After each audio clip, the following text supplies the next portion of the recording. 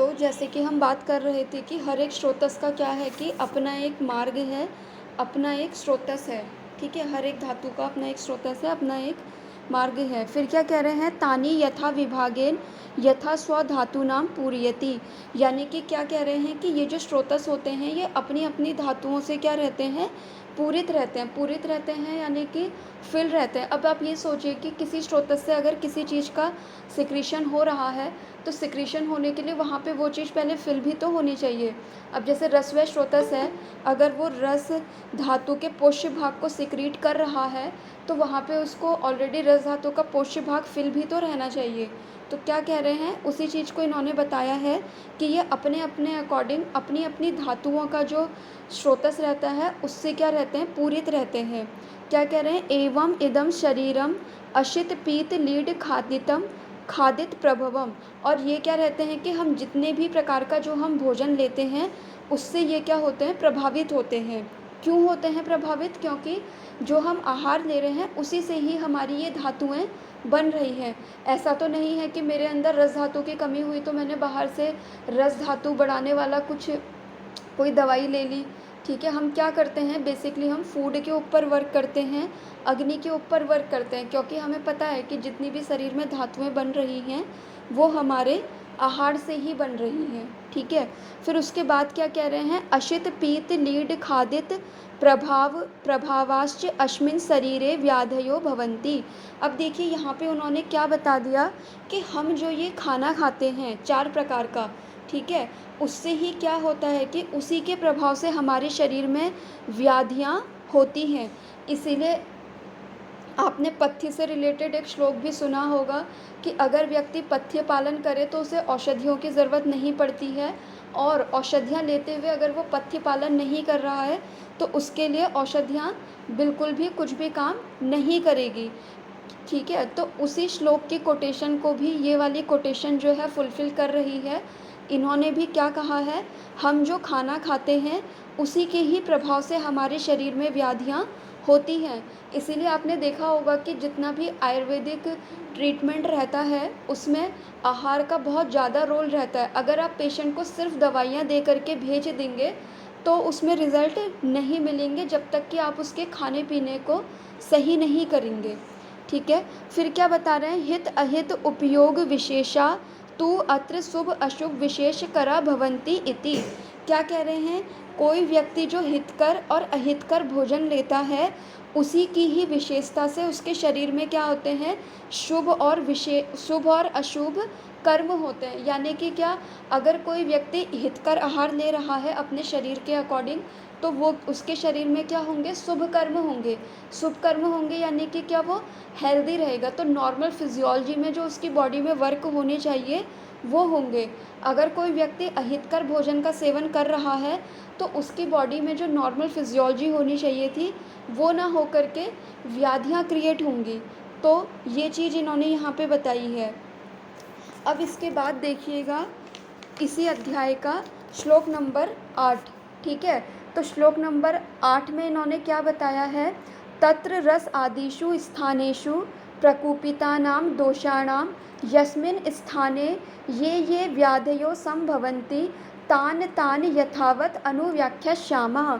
यानी कि क्या कह रहे हैं, अभी तक हमने आपको ये बताया कि किस तरीके से आहार पाक की क्रिया होती है और उस आहार पाक की क्रिया के बाद कैसे रस आदि धातुएं बनती हैं और किस तरीके से वो रस आदि धातुएं हमारी पूरी बॉडी में डिस्ट्रीब्यूट होती हैं और किस तरीके से वो हमारे शरीर को धारण करती हैं, कैसे उनका शरीर में एक पार्ट से दूसरे पार्ट में उनका वहन होता है स्रोतसों के द्वारा, वो हमने बताया, ठीक है? अब क्या कह रहे हैं, अब ये जो रस आदि धातुओं के जो स्रोतस हैं, ठीक है, अगर यहाँ पे क्या होता है, प्रकोपित दोष आकर के यहाँ पे आश्रित होते हैं, तो प्रकोपित दोषों के आश्रित होने से इनमें जो व्याधियाँ होंगी उनकी अब मैं व्याख्या करूँगा, ठीक है?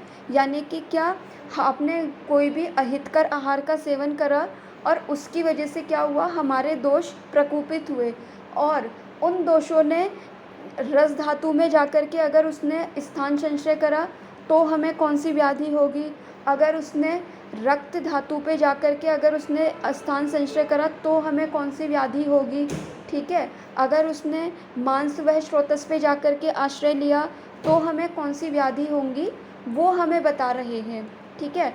अब इन व्याधियों को हमें प्रैक्टिस पॉइंट ऑफ व्यू से पढ़ना क्यों ज़रूरी है, इसलिए ज़रूरी है क्योंकि अगर हम इसके अकॉर्डिंग हमें पता रहेगा कि कौन से स्रोतस की कौन सी व्याधि है, तो हम क्या कर सकते हैं कि उस व्याधि में उस स्रोतस के मूल पे काम करने वाली मेडिसिन हम उस पेशेंट को दे सकते हैं, ठीक है। अब इसको आप और अच्छे से समझेंगे जब हम आगे इसका श्लोक नंबर 10 पढ़ेंगे। तो श्लोक नंबर 10 में इन्होंने हमें रस प्रदोषज विकार बताए हैं। रस प्रदोषज विकार यानी कि क्या, जो कि रस धातु की दृष्टि से होने वाले विकार हैं। अब आपको ये भी पता चल गया कि रस धातु का जो पोष्य भाग होता है उसको जो वहन करता है वो करता है हमारा रसवह स्रोतस, ठीक है। तो सबसे पहले हम इसकी पहले चरक विमान 5वें अध्याय में जाकर के रसवह स्रोतस का मूल देखेंगे कि रसवह स्रोतस का मूल क्या होता है। तो जैसे कि आप सबको कॉमनली पता ही होगा कि रसवह स्रोतस का मूल जो होता है वो हृदय होता है, ठीक है।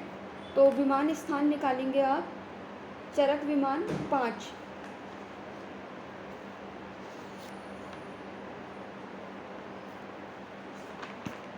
चरक विमान 5 का श्लोक नंबर 8 जिसमें कि इन्होंने रसवह स्रोतस का मूल बताया है। तो इन्होंने क्या कहा है, रस वहानाम स्रोतसाम हृदयम मूलम 10 चौ धमन्या, ठीक है। अब देखिए, अगर आपने पुरानी क्लास ली होगी तो आप समझ रहे होंगे कि धमनी मतलब कि क्या। धमनी यानी कि क्या, जिसमें कि धमन होता है और जो कि रस आदि धातुओं के पोष्य भाग से क्या रहती है, फिल रहती है, यानी कि पूर्ण रहती है। जैसे कि हम आर्टरी में बोलते हैं ना कि आर्टरी में ब्लड फिल रहता है, उसी तरीके से जो रसवह स्रोतस की जो धमनी होगी उसमें क्या रहेगा, रसवह स्रोतस का जो पोष्य भाग है वो फिल उसमें रहेगा, ठीक है। तो रसवह स्रोतस का मूल इन्होंने बताया हमें हृदय और 10 धमनियाँ, ठीक है। अब हमें उसके स्रोतस का मूल पता चल गया। अब हम देखेंगे कि इस स्रोतस में जब दुष्टि होती है तो कौन कौन सी व्याधियाँ होती है। तो व्याधियाँ कौन कौन सी होती है उसके लिए अगेन चरक सूत्र का 28वां अध्याय निकालिएगा, श्लोक नंबर 10। तो उसमें उन्होंने क्या व्याधि बताई है, अश्रद्धा च अरुचिश्च आश्च वैरस्यम अरसज्ञता हृल्लासो गौरवम तंद्रा स अंग मर्दो ज्वरतमा पांडुत्वम श्रोतसाम रोध कैलव्यम साधः कृश अंगिता नाशे अग्ने अयथा कालम वलयः पलिताने च रस प्रदोषजा रोगा। यानी कि क्या कह रहे हैं कि रस वह स्रोतस की दुष्टि हो या फिर रस धातु की दुष्टि हो तो कौन कौन सी व्याधियाँ होंगी। एक तो अश्रद्धा। अश्रद्धा यानी कि क्या, अश्रद्धा यानी कि मुख प्रविष्टस्य आहारस्य अव्यवहरणम भवति एव, यानी कि पेशेंट क्या करेगा, खाना अपने मुंह तक तो ले करके जाएगा लेकिन वो खा नहीं पाएगा, उसको इस तरीके की खाने को देख करके अनिच्छा होगी, अश्रद्धा होगी। फिर आता है अरुचि होना। अरुचि होना क्या, अरुचि जो है वो 2 तरीके की हो सकती है, मानसिक भी हो सकती है, शारीरिक भी हो सकती है। मानसिक अरुचि में क्या होगा, किसी भी चीज़ को करने का मन ना करना, ठीक है। जैसे कि ये आपने भी देखा होगा कि कभी कभी क्या होता है कि हमें कोई भी काम करने का मन नहीं करता है, तो क्या है कि कहीं ना कहीं हमारी रस धातु में इम्बैलेंस हो रहा होता है, ठीक है। दूसरा अरुचि होती है किसी भी चीज़ को खाने की इच्छा ना होना, ठीक है। अश्रद्धा और अरुचि में डिफरेंस ये है कि अरुचि में तो ऐसा होगा कि पेशेंट को पर्टिकुलर किसी चीज़ को लेकर के अरुचि हो रही होगी। जैसे कि जो लोग बीमार होते हैं उन्हें क्या होता है कि जो परहेज वाला खाना होता है, जैसे लौकी हो गई, तुरई हो गई, मूंग की दाल हो गई, उनसे उन्हें अरुचि हो जाती है। और अगर उनसे पूछते हैं कि आपको बाहर का फास्ट फूड दें, छोले भटूरे खिलाएं, तो वो कहते हैं कि हाँ हम वो खा लेंगे, ठीक है। तो ये तो हो गया अरुचि। और अश्रद्धा क्या हो गया कि आपको किसी भी चीज़ को खाने का मन नहीं करेगा, फिर चाहे आपके सामने बहुत अच्छे अच्छे पकवान भी क्यों ना ला करके रख दें, आपको वो भी खाने का मन नहीं होगा, ठीक है। फिर इसके अलावा क्या है, आश्य वैरस्यम। आश्य वैरस्यम यानी कि क्या, मुंह में स्वाद का फीका हो जाना, ठीक है, उसमें विरसता आ जाना, ठीक है। फिर है अरसज्ञता। अरसज्ञता यानी कि क्या, कि पेशेंट को ये समझ नहीं आएगा कि उसने मीठा खाया है, तीखा खाया है, खट्टा खाया है, ये हो जाएगा अरसज्ञता। आपने देखा भी होगा कई बार पेशेंट आकर के बोलता है कि मैं चाहे खट्टा खाऊं, नमकीन खाऊं, मीठा खाऊं, मुझे कुछ भी फ़ील नहीं होता है, कोई भी टेस्ट नहीं आता है, ठीक है। तो ये क्या है कि रस व स्रोतस की दुष्टि का लक्षण है। इसके अलावा क्या है, हृल्लासो गौरवम। हृल्लासो यानी कि क्या, नौजिया फीलिंग होना। आपने देखा होगा बहुत से पेशेंट आते हैं क्लिनिक में और बोलते हैं कि हमें सुबह उठने पे क्या होता है, वॉमिटिंग करने का मन करता है, ठीक है, नौजिया सा फील होता है। तो इसका मतलब क्या है कि उनकी रस धातु की विकृति है। इसके अलावा गौरवम। गौरवम यानी कि क्या, भारीपन रहना शरीर में। तंद्रा यानी कि क्या, नींद नींद से आती रहना। अंग मर्द होना, ज्वर होना, ठीक है, ज्वर होना, तम होना। तम यानी कि आँखों के सामने एक तरीके से अंधेरा सा आना, ठीक है। फिर क्या है, पांडुत्वम यानी कि पांडु होना। श्रोतसाम रोधा। श्रोतसाम रोधा यानी कि क्या, हमारे जो श्रोतस हैं उनमें अवरोध हो जाएगा, ठीक है। अब सिंपली आप ये सोचिए कि अगर किसी को कॉन्स्टिपेशन हो रहा है तो यानी कि क्या है कि उसके पुरुष व स्रोतस का अवरोध हो रहा है, ठीक है। तो नॉर्मली होता क्या है कि अगर किसी को कॉन्स्टिपेशन है तो हम भी क्या करते हैं कि एलोपैथ का कॉन्सेप्ट उठा करके, जैसे एलोपैथ में लेग्जेटिव चलते हैं वैसे ही हम क्या करते हैं, अपने आयुर्वेद की लेग्जेटिव उठा करके उसे देना स्टार्ट कर देते हैं। जैसे कि त्रिफला दे देंगे, अभ्यारिष्ट दे देंगे, या फिर कोई भी XYZ कोई भी विरेचन वाली चीज़ दे देंगे, ठीक है। जबकि ये करना क्या है, गलत है, ठीक है। क्योंकि क्या, देखिए यहाँ पे उन्होंने क्या कहा है कि रस धातु की दुष्टि होती है तो भी स्रोतसों में अवरोध होता है, ठीक है। स्रोतसों में अवरोध होता है तो यानी कि क्या है कि अगर किसी को कॉन्स्टिपेशन हो रहा है, एक तरीके से वहाँ अवरोध क्रिएट हो रहा है, ठीक है। तो हमें क्या करना है, उसे लेग्जेटिव ना दे करके उसकी टोटल हिस्ट्री लेनी है। फिर देखना है कि कहीं उसमें कोई रस धातु की विकृति से रिलेटेड कोई सिम्टम तो नहीं है, ठीक है। इसी तरीके से अगर रस धातु की विकृति होती है तो आपने देखा होगा जब एमेनोरिया की कंडीशन होती है, ठीक है, कई बार होता है ना कि फ़ीमेल पेशेंट को क्या होता है कि अनार्तव होता है, वो प्रेग्नेंट नहीं है फिर भी उसमें अनार्तव देखने को मिल रहा है, एमेनोरिया देखने को मिल रहा है। तो उसमें भी आपने देखा होगा कि जो अच्छा वैद्य होगा वो उसकी रस धातु पे वर्क करेगा, ठीक है, बजाय इसके कि वो उसे रजा प्रवर्तिनी वटी दे। वो क्या करेगा, उसकी पूरी हिस्ट्री टेकिंग करेगा और उसकी रस धातु पे वर्क करते हुए चलेगा, ठीक है। तो रस धातु पे वर्क करने के दो कारण हैं एमेनोरिया की कंडीशन में। एक तो ये कि जो हमारा आर्तव होता है वो क्या होता है, रस धातु की उपधातु होती है। इसीलिए हमें क्या करना है, जब कोई पेशेंट आता है एमेनोरिया ले करके, तो हमें डायरेक्ट उसे रजा प्रवर्तिनी वटी नहीं देनी है, बल्कि हमें रस धातु का विचार करते हुए चलना है। क्यों? क्योंकि जो हमारा आर्तव है वो रस धातु की ही उपधातु है। दूसरा क्या, जब रस धातु में अगर विकृति होती है तो स्रोतसों में अवरोध होने लगता है। तो आपने देखा होगा कि सुश्रुत ने आर्तव व स्रोतस भी बताया है, ठीक है।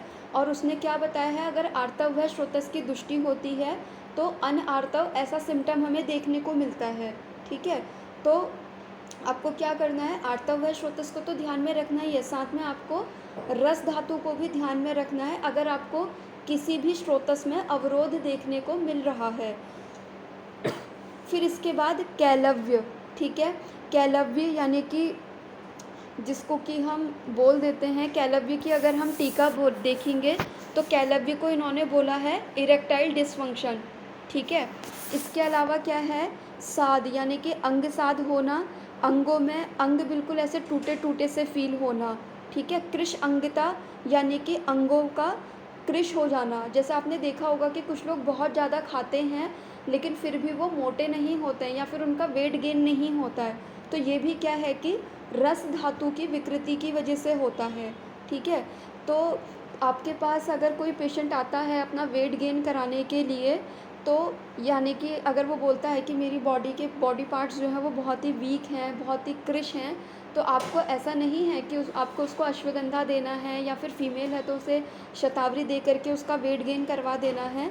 आपको उसके रस धातु पे भी वर्क करना ही है, और वो आप तब कर पाएंगे जब आपने चरक का ये 28वां अध्याय पढ़ा होगा, और 28वें अध्याय में भी श्लोक नंबर 10 पढ़ा होगा, जिसमें कि हमें ये बताया गया है कि कृश अंगता, यानी कि अगर अंगों में कृशता आ रही है तो वो जो है रस धातु की दुष्टि को इंडिकेट कर रहा है।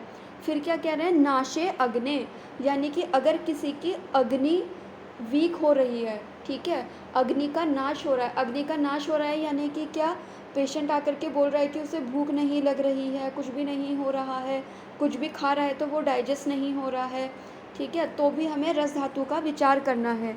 फिर उसके बाद क्या कह रहे हैं, अयथा कालम वलयः पलितानि च, यानी कि अगर टाइम से पहले ही अगर उसके फेस पे झुर्रियाँ आ रही हैं, अगर उसके बाल सफ़ेद हो रहे हैं, तो ये भी किसका साइन है, रस धातु की दुष्टि का साइन है, ठीक है। तो आजकल आपने देखा होगा कि मार्केट में एंटी एजिंग क्रीम आती हैं, ठीक है, जो कि क्या करती हैं, ये वलय को दूर करने वाली होती हैं। तो वो एंटी एजिंग क्रीम कभी भी वर्क नहीं करेगी जब तक कि रस धातु ठीक ना हो, ठीक है। तो इन सारी चीज़ों के लिए हमें पता होना चाहिए कि हमें रस धातु के ऊपर वर्क करना है, ठीक है। तो अभी हमने क्या देखा, एक तो ये देखा कि रस धातु का जो मूल है वो क्या है, हमारा हृदय है और 10 धमनियाँ हैं, ठीक है। फिर उसके बाद हमने ये देखा कि रस धातु की जब दुष्टि होती है, या फिर रस वह स्रोतस की जब दुष्टि होती है, तो हमें ये विकृतियाँ शरीर में देखने को मिलेंगी, ठीक है। 2 चीज़ें हमने देख ली यहाँ पे। अब इसके बाद हमें क्या देखना है कि चिकित्सा में हम कैसे विचार करेंगे, ठीक है। तो मान लीजिए आपके पास कोई पेशेंट आता है कि उसके बाल जो है वो सफ़ेद हो रहे हैं, ठीक है। तो यानी कि बाल सफ़ेद हो रहे हैं, एक तो सीधा सीधा हमारा दिमाग जाता है, एक तो कि शायद पेशेंट ज़्यादा लवण का इंटेक करता हो, या फिर पेशेंट की प्रकृति पित्तज हो, ठीक है। 2 चीज़ों पे तो हमारा ध्यान चले जाता है, लेकिन तीसरी चीज़ जो रस धातु होती है उस पे हमारा ध्यान जो होता है वो बहुत रेयरली जाता है या बहुत कम जाता है, ठीक है। तो जब तक हमारा ध्यान रस धातु पे जाएगा नहीं, तब तक हम उसे कितना ही एक्सटर्नली ऑयल अप्लाई करने के लिए बोल दें हेयर्स में, कितना ही नशे लेने के लिए बोल दें, उसको कितना ही हम भृंगराज दे दें, उसके बाल जो हैं वो काले नहीं हो पाएंगे, ठीक है। तो इसके लिए भी हमें इन सब चीज़ों की नॉलेज होना ज़रूरी है कि किस स्रोतस में दुष्टि होने से क्या क्या सिम्टम्स बॉडी में नज़र आएंगे, ठीक है। तो हमें जैसे पता चला, पेशेंट हमारे पास आया अकाल पलित का या फिर खलित का, तो उसमें हमने देख लिया कि इसकी रस धातु की दुष्टि है, तो हमें उसकी रस धातु से वर्क करते हुए चलना पड़ेगा, तब हमें स्टेप बाय स्टेप क्या है कि अच्छे रिज़ल्ट मिल सकते हैं। अब जैसे कि हमने रसव स्रोतस का मूल देखा कि हृदय है और 10 धमनी है, ठीक है। तो हृदय को लेकर के कभी कभी हम समझ नहीं पाते हैं कि हृदय से हमें हार्ट लेना है, हृदय से हमें मन लेना है कि क्या लेना है, ठीक है। तो ये आपको कैसे समझना है कि किस तरीके का कंटेक्स्ट चल रहा है, उसके अकॉर्डिंग आप समझ सकते हैं कि कहाँ आपको हृदय से हार्ट लेना है, कहाँ आपको हृदय से मन लेना है, ठीक है। तो यहाँ पे अगर हम रसव स्रोतस की बात करें तो यहाँ पे हमें हृदय से हार्ट भी लेना है और हमें हृदय से मन भी लेना है, ठीक है। दोनों ही हमें लेने हैं। दोनों हमें क्यों लेने हैं, क्योंकि जब आप देखते होंगे कि अगर किसी पेशेंट को हार्ट डिज़ीज़ होती है तो कहीं ना कहीं हमें उसमें आम दोष तो देखने को मिलता ही है, और अगर आप हृदय रोग के बारे में पढ़ेंगे तो उसमें भी आम दोष को कहीं ना कहीं एक कारण माना हुआ है हृदय रोग होने का, ठीक है। और दूसरा क्या है कि अगर हम हृदय से मन लेते हैं तो आप देखते होंगे कि हार्ट अटैक वगैरह ज़्यादा किसको आते हैं, मतलब मेल्स में हार्ट अटैक आने के रेशियो ज़्यादा रहते हैं एज़ कंपैरिजन टू फीमेल। वो क्यों रहता है, इसलिए रहता है क्योंकि ऐसा बोला जाता है कि जो मेल होते हैं वो अपनी बातें ज़्यादा शेयर नहीं करते हैं और वो रोते भी नहीं हैं, ठीक है। फीमेल्स तो क्या होता है कि रो भी लेती हैं और अपनी बातें शेयर भी कर लेती हैं। तो इस वजह से क्या है कि उनके हार्ट के ऊपर, उनके मन के ऊपर कोई ऐसा जितना इफ़ेक्ट रहता नहीं है, ठीक है। इसीलिए मेल्स में हार्ट अटैक ज़्यादा आते हैं, ठीक है। और जब हम यहाँ पे ये देखेंगे कि रसव स्रोतस की दुष्टि के हेतु क्या क्या हैं, ठीक है, तो आप देखेंगे कि उसको जब हम पढ़ते हैं तो उससे भी हमें एक चीज़ पता चलती है कि रस व स्रोतस की दृष्टि के बारे में जब हम देखते हैं तो उसमें हमें ऐसे हेतु देखने को मिलते हैं जो कि डायरेक्ट हमारे मन पे इफ़ेक्ट कर रहे हों, ठीक है। अब इसको देखने के लिए आप देखिए चरक विमान के 5वें अध्याय का श्लोक नंबर 12, जहाँ पे हमें रस वह स्रोतस की दृष्टि का कारण बताया हुआ है, ठीक है। श्लोक नंबर 13, श्लोक नंबर 12 नहीं, श्लोक नंबर 13 देखिएगा। उसमें देखिए क्या बताया है, गुरु शीतम अति स्निग्धम अति मात्रम समश्नताम रसवाहिनी दुष्यंती चिंत्या नाम च अति चिंतनात्। यानी कि उन्होंने क्या बोला है कि रस व स्रोतस की दृष्टि का कारण क्या है, अति गुरु चीज़ का सेवन, अति शीत चीज़ का सेवन, अति स्निग्ध चीज़ का सेवन, ठीक है। अब देखिए जब हमारे पास कोई वाइट हेयर की कंप्लेन लेकर के आता है कि मेरे बाल सफ़ेद हो रहे हैं, या फिर हमारे पास कोई पांडु का व्यक्ति आता है, तो उस टाइम पे हम ये चीज़ उसमें देखते ही नहीं हैं कि पेशेंट कहीं ऐसा तो नहीं कि बहुत गुरु अन्न का सेवन कर रहा हो, या फिर बहुत शीत चीज़ का सेवन कर रहा हो, या फिर अति स्निग्ध चीज़ ले रहा हो। अति स्निग्ध से हम डीप फ्राई चीज़ें ले सकते हैं। आजकल तो आपने देखा होगा कि कितनी डीप फ्राई चीज़ें मार्केट में आने लगी हैं, जैसे कि रोस्टेड चिकन हो गया, या फिर डीप फ्राई जो चिकन आते हैं, डीप फ्राई हुए पकौड़े आते हैं, फ्रेंच फ्राइज़ वगैरह, काफ़ी सारी चीज़ें ऐसी आती हैं जो कि इस कैटेगरी में आती हैं। इसके अलावा जो रस व स्रोतस में सबसे इम्पॉर्टेंट आया है रस व स्रोतस को दूषित करने में, वो आता है चिंत्या नाम च अति चिंतनात्, यानी कि बहुत ज़्यादा चिंतन करना, ठीक है। तो आपने देखा होगा कि मेल और फीमेल में अगर हम देखें तो मेल जो होते हैं वो ज़्यादा सोचते हैं किसी चीज़ को लेकर के, या फिर अगर कोई पेशेंट ओवरथिंक कर रहा है तो उससे भी क्या होगा, उसका रस व स्रोतस दूषित होगा। तो इसीलिए हमें क्या करना, इसीलिए ट्रीटमेंट करने के लिए हमें स्रोतसों के मूल, उनकी दृष्टि से होने वाले कौन कौन से डिजीज़ हैं वो, और उन स्रोतों की दृष्टि के क्या क्या हेतु हैं, ये हमें पता होने चाहिए, तभी हम अच्छी तरीके से आयुर्वेदिक ट्रीटमेंट कर सकते हैं। अगर ऐसा नहीं होगा तो क्या होगा, अगर हम भी सिर्फ क्या करेंगे कि एलोपैथ की तरह सोचेंगे कि अच्छा पेशेंट को हेयर फॉल है तो चलो इसको कोई ऑयल दे देते हैं, या फिर भृंगराज दे देते हैं, आंवला चूर्ण दे देते हैं, तो उससे क्या है कि हमें रिज़ल्ट नहीं मिल पाएंगे। आपको क्या है कि आयुर्वेद को आयुर्वेद की तरीके से सोचना है। अब आप देखते हैं कि अगर किसी के बाल सफ़ेद हो रहे होते हैं या हेयर फॉल हो रहा होता है तो उसको सीधे सीधे क्या बोला जाता है कि स्ट्रेस ज़्यादा लेते हो क्या। और यहाँ पे हमें रस व स्रोतस की दृष्टि का जो कारण बताया है वो भी क्या बताया है, चिंत्या नाम च अति चिंतनात्, यानी कि क्या, अधिक मात्रा में चिंतन करना, ठीक है। अब आप ये सोचिए कि रस व स्रोतस में हमें इतनी सारी व्याधियाँ बताई, हमें ज्वर भी बताया, हमें पांडु भी बताया, हमें पालित्य भी बताया, हमें कैलव्य भी बताया, ठीक है। अब आप ये सोचिए जो इनफर्टिलिटी का पेशेंट है, या फिर कोई सेक्सुअली प्रॉब्लम अगर किसी पेशेंट को है, चाहे मेल हो या फीमेल हो, तो आप बिना उसकी रस धातु पे वर्क करे हुए कैसे उसे ट्रीट कर दोगे। इसीलिए आपने देखा भी होगा जितने भी अपनी सेक्सुअल पावर को इन्हेंस करने के लिए जो सेल्फ मेडिकेशन करते हैं सोशल मीडिया पे देख करके, उनको रिज़ल्ट मिलते ही नहीं हैं, या मिलते भी हैं तो कुछ टाइम के लिए मिलते हैं।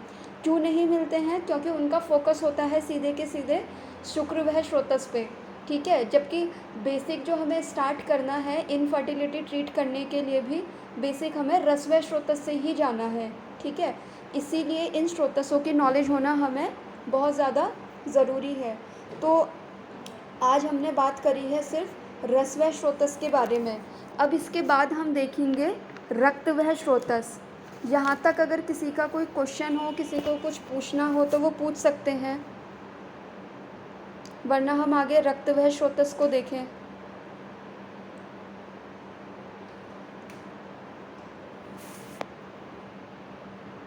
ठीक है, तो हम चिकित्सा, ठीक है। तो अभी जैसे कि जो चरक सूत्र का जो हम 28वां अध्याय देख रहे हैं, जिसमें कि हमने रस व स्रोतस की दृष्टि से होने वाले रोग देखे थे, ठीक है।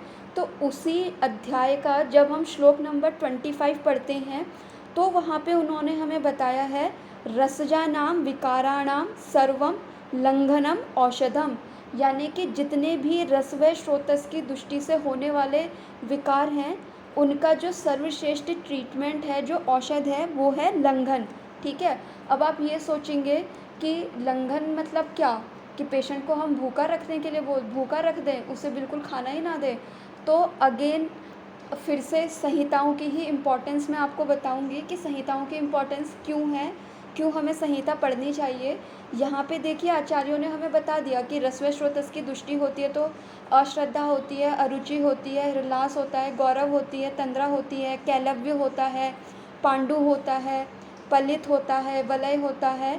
ठीक है। फिर उसी के बाद उन्होंने नेक्स्ट श्लोक में जाकर के श्लोक नंबर 25 में उसकी हमें चिकित्सा भी बता दी कि रसजानाम विकाराणाम सर्वम लंघनम औषधम, कि लंघन जो है इसकी श्रेष्ठ औषध है। ठीक है।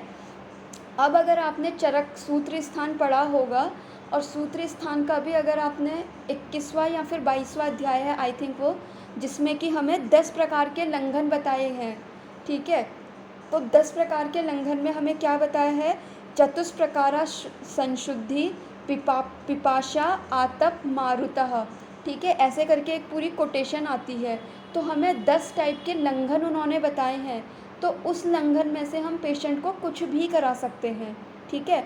ये तो सिंपली इन्होंने एक हमें सिद्धांत बता दिया कि आपको क्या करना है, लंघन कराना है।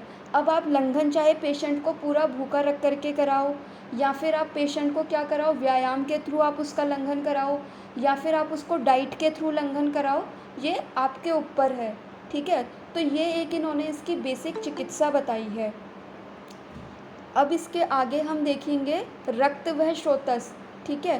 तो सिंपली ये है कहने का मतलब कि अगर आपके पास कोई पांडु का पेशेंट आता है और आपने उसको पुनर्नवा मंडूर दे दिया, आपने उसको लौह आसव भी पिला दिया। ठीक है। जैसा इन जनरल मतलब जैसा देखा ही जाता है प्रैक्टिस में कि हम लोग यही करते हैं, अगर हमारे पास लो हीमोग्लोबिन लेकर के कोई पेशेंट आ रहा है तो बजाय इसके कि हम उसे आयुर्वेद के अकॉर्डिंग डायग्नोस करने बैठे, हम क्या करते हैं कि अच्छा इसका हीमोग्लोबिन डाउन है तो शायद इसे पांडु होगा, तो चलो हम इसे पुनर्नवा मंडूर दे देते हैं या फिर हम इसे लौह आसव दे देते हैं। ठीक है। एक कॉमन जो प्रैक्टिस देखने को मिलती है वो ये रहती है।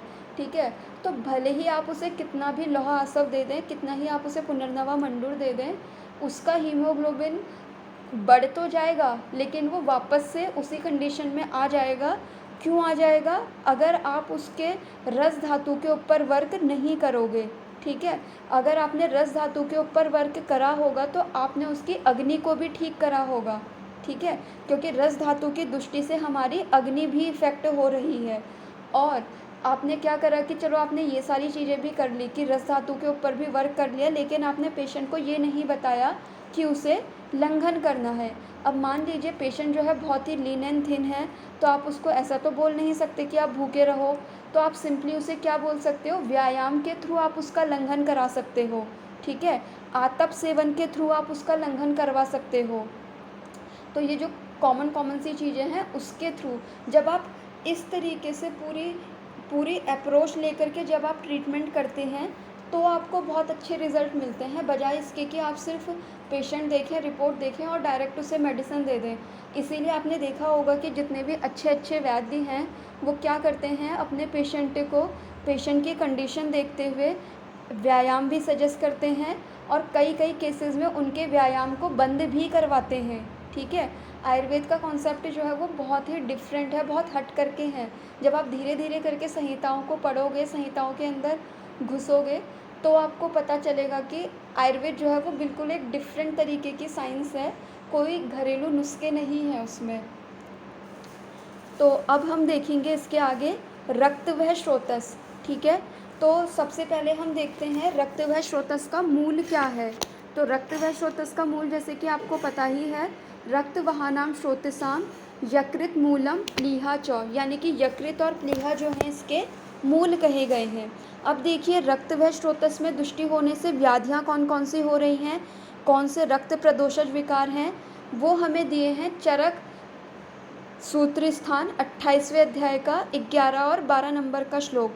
तो क्या कह रहे हैं, वक्ष्यन्ते रक्त प्रदोषजा कुष्ठ विसर्प पीड़िका रक्त पित्तम अश्रिगदर गुड मेड्र आश्यपाकश्च प्लीहा गुल्मो अथ विद्रदी नीलिका कामला व्यंगः पिप्लु तिलकालका दद्रुश्च चर्मदलम स्वित्रम पामा कोठ अश्रमंडलम रक्त प्रदोषास जायन्ते।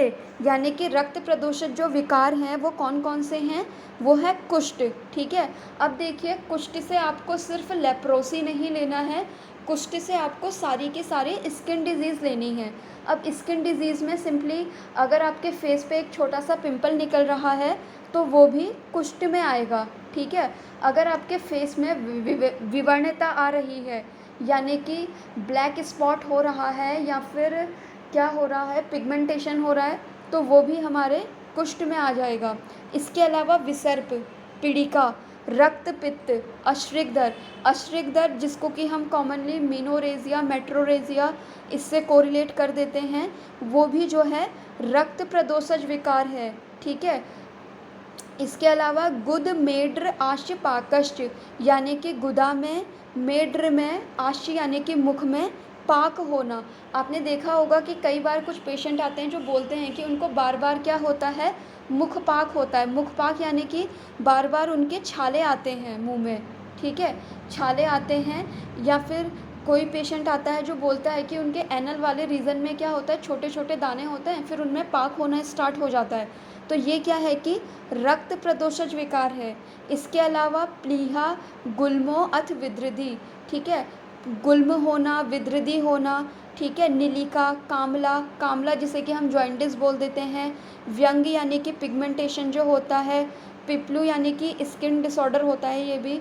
ठीक है, तिल कालक यानी कि तिल के आकार की आकृतियाँ हो जाना। अब देखिए कुछ पेशेंट्स में आपने देखा होगा कि बहुत ज़्यादा छोटे छोटे तिल होना स्टार्ट हो जाते हैं। ठीक है, तो वो भी क्या है कि हमारे रक्त प्रदोषज विकार में आता है। इसके अलावा चर्मदल, स्वित्र, पामा, कोठ, ये सारी चीज़ें क्या हैं, रक्त प्रदोषज विकार हैं। और आपने देखा भी होगा कि अगर किसी को स्किन रिलेटेड कोई प्रॉब्लम होती है तो एक अगर गांव का कोई झोला छाप डॉक्टर भी है तो वो भी क्या करता है कि लीवर पे वर्क करने वाली मेडिसिन देता ही देता है अपने पेशेंट को। ठीक है, या फिर ब्लड को प्यूरिफाई करने वाली मेडिसिन वो देता ही है। तो हमें ये मेडिसिन क्यों देनी है, इसलिए देनी है क्योंकि ये जो पीड़िका है, ये जो कुष्ठ है, ये जो विसर्प है, ये सारी क्या है कि रक्त वह स्रोतस की व्याधियाँ हैं। और रक्त वह स्रोतस का मूल जो है वो है हमारा यकृत और हमारा प्लीहा। ठीक है, इसीलिए हमें अगर किसी के रक्त वह स्रोतस पे वर्क करना है तो उसके मूल पर काम करने वाली मेडिसिन भी हमें उसे देनी ही होगी। इसी तरीके से कामला जॉइंटिस जिसे हम बोल देते हैं जनरली, तो उसमें भी आपने देखा होगा कि क्या होता है कि लिव 52 जो चलती है लीवर को हेल्दी रखने के लिए। ठीक है, तो हम क्या कर रहे हैं, जिस स्रोतस का जो मूल है उस पे वर्क करने वाली मेडिसिन्स भी हम साथ साथ में दे रहे हैं। ठीक है, पर्टिकुलर हम उस चीज़ के लिए तो दवाई दे ही रहे हैं कि जिसके लिए पेशेंट आया है। मान लीजिए आपके पास पेशेंट पीड़िका की आई है या फिर अश्रिगदर की आई है। ठीक है, तो आप उसके अश्रिगदर के लिए तो मेडिसिन दोगे ही, साथ में आपको क्या करना है, क्योंकि अश्रिगदर जो है रक्त प्रदोषज विकार है, तो आपको क्या करना है कि रक्त वह स्रोतस का जो मूल है उस पे वर्क करने वाली, यानी कि यकृत और प्लीहा पे वर्क करने वाली भी मेडिसिन उसे आपको देनी ही देनी है। ठीक है, अब हम ये देखेंगे कि रक्त वह स्रोतस को दूषित करने वाले क्या क्या हेतु होते हैं। जैसे हम बोलते हैं ना कि हमारी जो प्रथम चिकित्सा होनी चाहिए वो होनी चाहिए कि हेतुओं को बंद कराना। तो हेतुओं को हम तभी बंद करा पाएंगे जब हमें हेतुओं के बारे में पता होगा। अब हमारे पास अश्रिगदर की पेशेंट तो आती है, ठीक है, हमें ये भी पता चल गया कि चलो पेशेंट जो है वो रक्त प्रदोषज विकार है। ठीक है, अब रक्त प्रदोषज विकार है तो अब रक्त वह स्रोतस को जो दूषित कर रही हैं चीज़ें, आपको वो वाले हेतु तो उसके बंद करवाने होंगे ना। तो आप देखते होंगे जिनको भी अष्टक की प्रॉब्लम होती है तो वो ज़्यादातर स्पाइसी चीज़ें ले रही होती है, विदाही दहा करने वाले, पित्त को इम्बैलेंस करने वाली चीज़ें ले रही होती हैं वो, ठीक है। और पित्त और रक्त का आश्रय आश्रय भाव है, ये भी आप लोग को पता है, ठीक है। तो इसीलिए रक्त व स्रोतस के दूषित करने वाले जो हेतु हैं वो कौन कौन से हैं। चरक विमान 5वां अध्याय श्लोक नंबर 14 क्या कह रहे हैं, विदाहिनी अन्नपानानि स्निग्ध उष्णानि द्रवाणी च रक्तवाहिनी दुष्यंती भजताम च आतप अनिलः, यानी कि ऐसा भोजन जो कि क्या है, विदाही होगा, दाह उत्पन्न करने वाला होगा। अब दाह उत्पन्न करने वाले फूड में क्या क्या आ गया, हमारे छोले हो गए, राजमा हो गए, कड़ी हो गई, दही हो गया ठीक है, दही हो गया, फास्ट फूड हो गए, ये सारी चीज़ें आ गई। चने हो गए जो हम स्प्राउट्स खाते हैं, ये बहुत विदाही होते हैं। हमारे ड्राई फ्रूट्स ये भी अंदर विदाह करते हैं किसी किसी पेशेंट को, ठीक है। इसके अलावा स्निग्ध और उष्ण चीज़ें।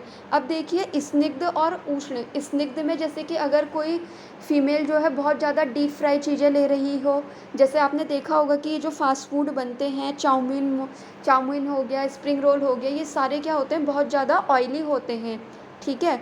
तो स्निग्ध हो जाएगा उसमें।